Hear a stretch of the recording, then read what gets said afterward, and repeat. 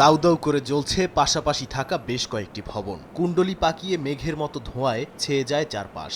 আধুনিক যন্ত্রপাতি দিয়ে আগুন নেভাতে আপ্রাণ চেষ্টা চালান দমকল কর্মীরা। বুধবার স্থানীয় সময় দুপুরের দিকে হংকংয়ের তাইপো জেলার ওয়াংফুক কোর্ট আবাসিক কমপ্লেক্সে এ ঘটনা ঘটে। এতে দগ্ধ হয়ে হতাহত হয়েছেন বেশ কয়েকজন। ভেতরে বহু বাসিন্দা আটকা পড়েন বলে জানিয়েছে স্থানীয় গণমাধ্যমগুলো।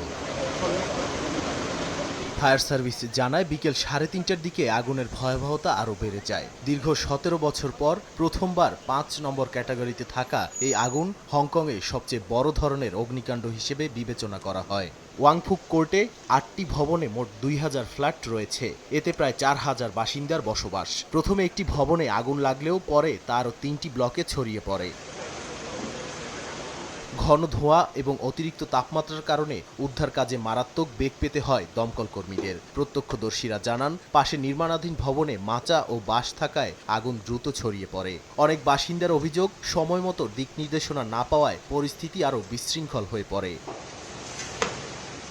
আগুন লাগার সময় এলাকায় উচ্চ ঝুঁকির রেড ফায়ার ওয়ার্নিং জারি ছিল বলে জানিয়েছে আবহাওয়া বিভাগ। এছাড়া আশপাশের রাস্তা বন্ধ করে দেওয়া হয়।